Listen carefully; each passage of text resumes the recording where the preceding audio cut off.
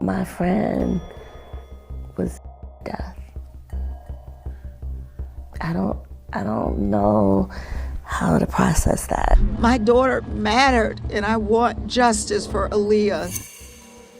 Aaliyah Newell, a 47-year-old human resource recruiter and adjunct professor from Chicago, stopped communicating with her sorority sisters one fine morning in March 2022. After not being able to reach her for some time, the friends requested a welfare check. When officers went to check her house, they came across a gruesome view. Newell's body was found with severe wounds.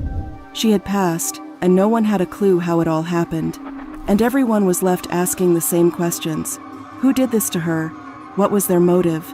And where were those people now? Stay tuned as we attempt to find answers to these questions in today's video. This is the story of Aaliyah Newell, the innocent and unfortunate woman who lost her life in the most brutal way possible. 47-year-old Aaliyah Newell was enjoying her life a great deal. She was a graduate of the University of Illinois Urbana-Champaign, was a resident of Chicago, Illinois, and lived in the 7200 block of South Vincennes. Professionally, she worked in human resources and was also an adjunct professor. She was also a very active member of the Alpha Kappa Alpha sorority. Newell always maintained a close-knit circle of friends and sorority sisters. She was warm and kind, but she also knew how to live her life. Her friends knew her as the life of the party. Wherever she went, she only radiated happiness. Professionally, despite being so accomplished, she always tried to set higher goals for herself. Personally, she was happy to be healthy and active. She was also a big family person. At the time of the unfortunate event, her sister was expecting, and Newell was elated to become an aunt. But she didn't get a chance to see her unborn nephew or niece. In late March of 2022, Newell suddenly disappeared. She stopped taking or making calls. She didn't come out of her apartment to meet anyone. This was not her usual behavior. She was always in close contact with her friends or her sorority sisters, and the matter didn't really go unnoticed. Her friends began texting each other and soon realized that no one had heard from her in a few days. Then, on March 23, 2022, one of her friends called 911 and requested a welfare check. The officers responded immediately. They went to her house and rang the bell, but no one opened the door. They had no other option but to enter the house, and surprisingly, the door was unlocked. After entering the house, they made a gruesome discovery. Newell's body was lying on the ground with its face down, and with obvious signs of injury. The officers called the emergency medical team, and they pronounced her dead on the spot. And the disturbing fact was that her ankles were bound with cords, and she suffered blunt force trauma to the head. This means that she didn't die in an accident. Someone had come in, tied her up, possibly tortured her, and then bludgeoned her to death. Needless to say, the news spread like wildfire. Wednesday night, police found the 47-year-old to death inside her home near 72nd and Vincennes. Best friend doing a well-being check found her restrained, face down on the floor with the front door unlocked. The officers began the initial investigation immediately, hoping to find some clues around her house. They checked the parking lot, and Aaliyah's car was gone. This was unusual because Newell was lying dead inside her apartment, and she couldn't have driven the car there. Was it possible that the perpetrator had taken her car away? But the officers didn't have to search for too long. They found her car 1 block behind her home. Even more bizarre, Newell's black Mercedes-Benz was found parked 1 block behind her home at 72nd and Perry. As they searched the house and her belongings, they found that many items were stolen from her home, including some electronics. According to friends, family, and neighbors, Newell lived alone in that house. The police suspected that the incident could be a robbery. Maybe the perpetrator entered her house looking for valuables, but Newell came in the way, so they tied her up, took her life, and then stole her belongings. But it was too soon to come to a conclusion. Chicago police say they are investigating her death as a homicide. Newell's friends and family also told the officers that Newell had just suffered from a stroke in 2021 and was just recovering from its after effects. And now, Even before she could completely return to normal life, she had been subjected to a painful death. As reporters rushed to the crime scene to cover the story, they found Newell's friends, neighbors, and family members milling about in that place. They spoke to her best friend, who expressed her grief and said that she was finding it hard to process that her best friend wasn't with them anymore. My friend was beaten to death.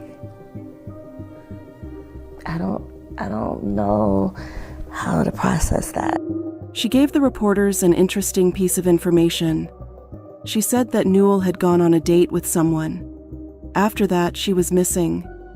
She usually shared all her tidbits and date stories with this friend, and she was expecting the same on that night. Except Newell never called or texted her after coming home from the date. She went on a date, and then I expected to hear from her. I was calling and texting. Other sources were doing the same. Close friends say that on Sunday, Newell met them for drinks and told them she had a date later in the evening. That was the last time she was seen alive. This information opened up a new avenue of investigation for the officers. Was it possible that Newell's date had something to do with her death? Maybe it wasn't a robber. Maybe the date didn't go well. Maybe they got into a fight and things escalated fast and made the guy act on an impulse. This raised another question. If her date did it, he had to have done it with something he found in her house, because blunt force is usually caused by hard or heavy objects, and he couldn't have been carrying one when he went on the date. Did he take the weapon with him when he fled the crime scene? Cecilia Martin, Newell's neighbor, knew her well and shared a great friendship with her. They often did dog-sitting duties for each other from time to time. When she heard the news, she rushed to see her friend one last time. She couldn't believe that she was hearing such horrible news about one of the warmest people she ever knew in her life. As the reporters asked her about her car being in another block, Martin said that there was no way Newell would do that herself. She said that they both had parking spots and a designated space where they both parked their cars, and Newell would never park her car elsewhere. She always park in the garage or right here. We argue over parking spot. This also supported the idea that the perpetrator had taken Newell's car and drove to that other block. But this also made everyone suspicious. Why only one block? If the attacker had taken the car, he could have taken it all the way to his place or dumped it on the outskirts of the city, where it would have been much more difficult to find. Why did he leave the car so close to her house? Did he change his mind about stealing the car, but was too afraid to come back to her parking lot to leave it? Or was he trying to frame someone living in that block? Or worse, did her attacker live in that block? At this point, the police couldn't pinpoint a suspect, and no arrest was made. They were still searching the perimeters of Newell's house, looking for evidence. They were interrogating people from the neighborhood and collecting footage from the surveillance cameras. And Newell's neighbor Martin hoped that Newell's perpetrators would be caught soon. Whatever happened, somewhere, somehow, somebody should see or know something. The officers tried checking Newell's phone records, but they had no luck there either. Surprisingly, they didn't find any pictures in her apartment. On top of that, her friends and family didn't have any information on whom she was dating, let alone identifying that man. This made things even more complicated for the investigation team. Newell's friend Brandy Garris met her while attending the University of Illinois. The two bonded over their shared interests, and also were Alpha Kappa Alpha sorority sisters. She called her deceased friend an angel, and said that she couldn't understand why someone did that to a person like her. Someone truly took away an angel on this earth. We don't know why. She said that Newell was one of the most genuine people you could ever meet. She was very outspoken and was never fake. With her, you would always get 100% of her. She never fabricated anything just to be close to people, and her authenticity was the reason she was able to touch and befriend so many souls.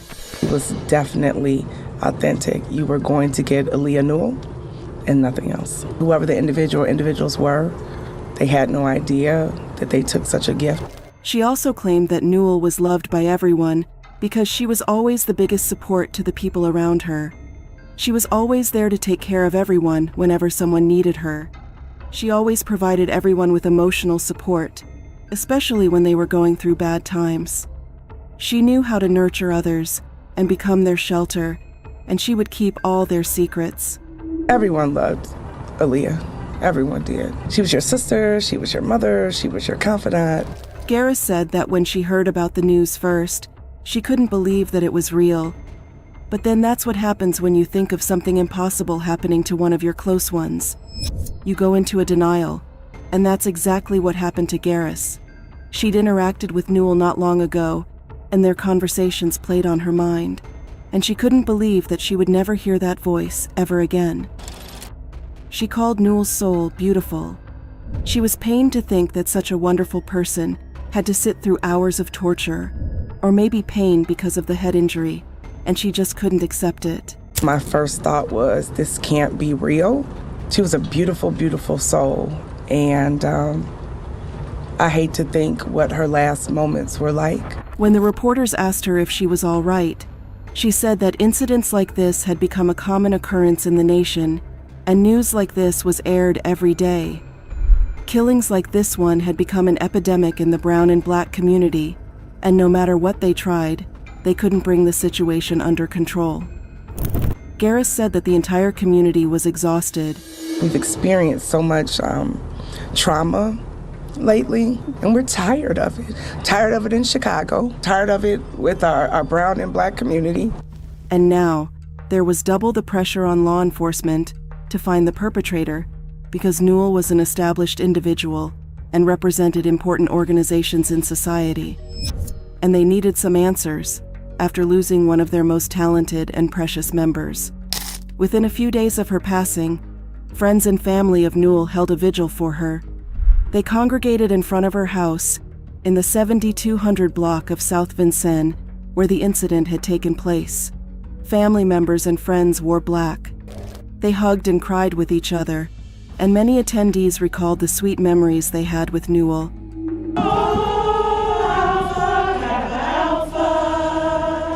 With song and sorrow, relatives of Aaliyah Newell and members of her sorority family remembering her vibrant spirit. Her friend Teoria Brown, chaplain of the National Pan-Hellenic Council of Chicago, said that Newell was like a shining star because she was always happy and loved spreading happiness among her friends and family members.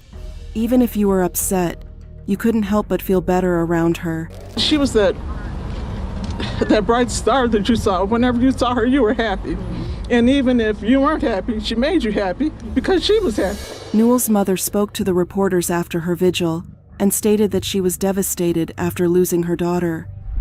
She was upset that her daughter died in her own house alone, and that too, after being attacked and suffering huge pain. She said that no matter how one lived her life, no one deserved to go like this. She mentioned that their community was active and was looking for the attacker or trying to gather more information about her daughter's perpetrator. She stated that she was incredibly thankful to the people who were putting so much effort into finding him and bringing Newell justice. Nobody deserves to be murdered in their own home. I appreciate every effort in the community to help us find who murdered my daughter. She had the loudest voice among the vigil attendees, and she said that she wanted justice for her daughter.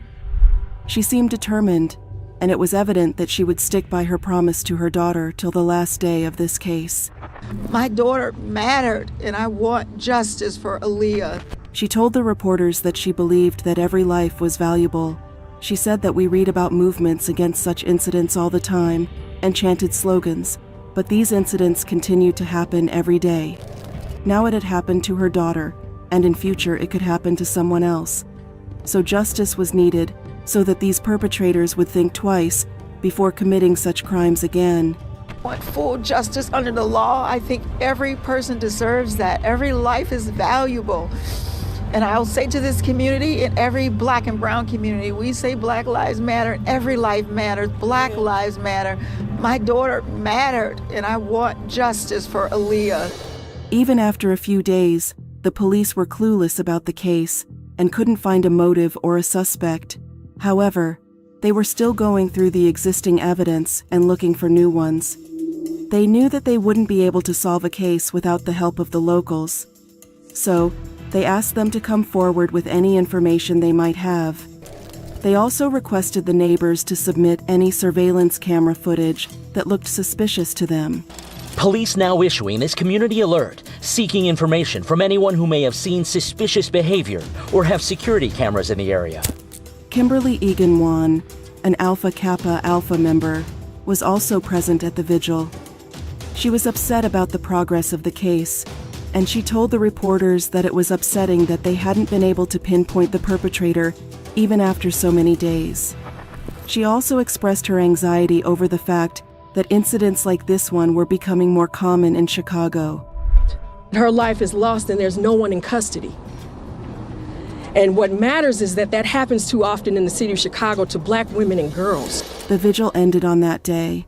And then, in August 2022, on Newell's would-be 48th birthday, her friends and family gathered to celebrate her and the legacy she left behind. They brought balloons of various colors, which they released into the air while wishing happy birthday to Aaliyah. Happy birthday!